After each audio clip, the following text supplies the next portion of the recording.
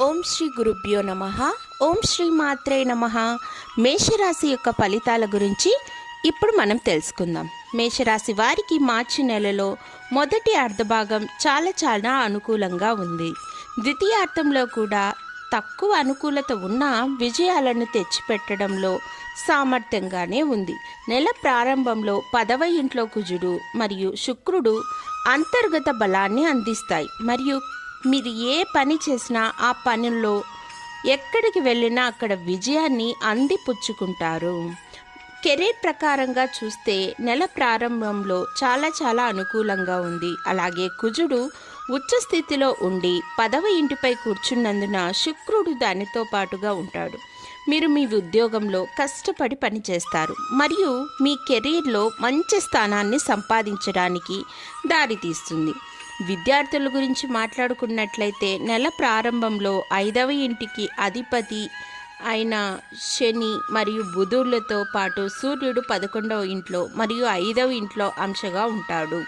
మరోవైపు కుజుడు 10వ ఇంట్లో ఉంటారు మరియు మొదటి ఇంటిపై బృహస్పతి 5వ ఇంటిని చూస్తాడు.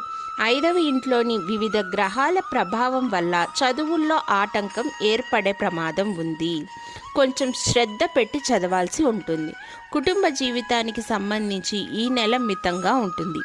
2వ ఇంటికి అధిపతి అయిన శుక్రుడు నెల ప్రారంభంలో 10వ ఇంట్లో ఉండి 7వ తేదీ తర్వాత 11వ ఇంటికి మారడం వలన ఆదాయ స్థాయిలు అనేటివి పెరుగుతాయి.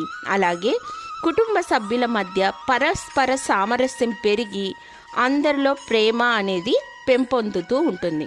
4వ ఇంటిపై అంగారక మరియు శుక్ర గ్రహాల ప్రభావం మరియు ఇతర విషయాలకు సంబంధించి ఎలాంటి టెన్షన్లున్నా అన్నీ తగ్గించుకుంటారు.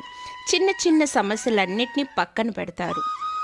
అందరితోనూ స్నేహభావంగా ఉంటారు. ముఖ్యంగా చెప్పాలంటే ప్రేమ వ్యవహారాల గురించి మాట్లాడేటప్పుడు నెల ప్రారంభంలో కొద్దిగా బలహీనంగా ఉంటుంది.